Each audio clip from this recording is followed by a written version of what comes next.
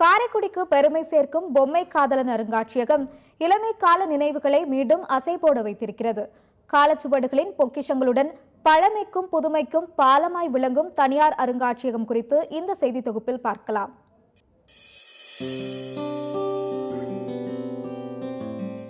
பொதுவாக வீடுகளில் பழைய போட்டோக்களை பார்க்கும் போது ஒரு விதமான உற்சாகம் ஏற்படும். ஏனென்றால் கடந்த கால நிகழ்வுகளை மீண்டும் கண்முன்னே கொண்டு வரும் மாய கண்ணாடி அது.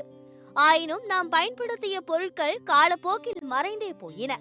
அவற்றை நேரில் கண்டு களிக்க அற்புதமான வாய்ப்பு தற்போது காரைக்குடியில் அமைந்துள்ள தனியார் அருங்காட்சியகம் வழங்கியுள்ளது.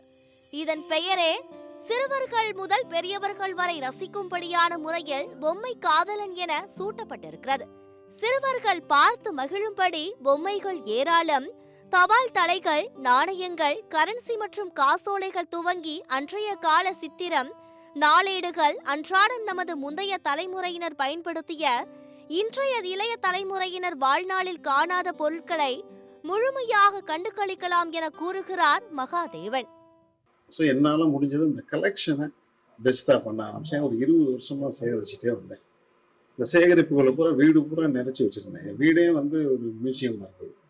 அப்புறம் என் மனைவியின் தூண்டுதல் பேரில் பொதுமக்களும் பார்க்குற மாதிரி ஒரு மியூசியமாக பண்ணுங்க, இவ்வளோ கலெக்ட் பண்ணியிருக்கீங்க, இவ்வளோ செஞ்சுருக்கோம், அது மக்களும் பார்த்தா அவங்களும் பயனடைவாங்க, வருங்கால சந்ததிக்கு நம்ம ஏதாவது செஞ்சுட்டு போகிற மாதிரி இருக்கணும்னு இந்த மியூசியத்தை பண்ணணும். இப்போ காரைக்குடியில் பண்ணியிருக்கேன். கிட்டத்தட்ட இன்னைக்கு 20,000 பொருட்கள் இந்த மியூசியத்தில் இருக்கு. இங்கு தமிழகம் மட்டுமல்ல, வெளி மாநிலங்கள் வெளிநாடுகளில் இருந்து வரும் சுற்றுலா பயணிகள் காரைக்குடி வரும்போது தற்போது தவறாது வரும் இடமாகி போனது பொம்மை காதலன் அருங்காட்சியகம். நிறைய பள்ளி கல்லூரி மாணவர்கள் இதை ரசிக்கிறாங்க. மற்ற வெளிநாடுகள்லேருந்து வர்றவங்க கூகுளை பார்த்து அவங்களாவே தேடி வந்துடுறாங்க. நாங்கள் என்ன இதை பெருசாக விளம்பரம் செய்யலை. என்னையை பொறுத்த வரைக்கும் இது ஒரு சோசியல் சர்வீஸாக பண்ணுறேன். அதனால தான் கொஞ்சம் கொஞ்சமாக மக்கள் மூலமாக தெரிஞ்சு இதை பார்க்கணும்.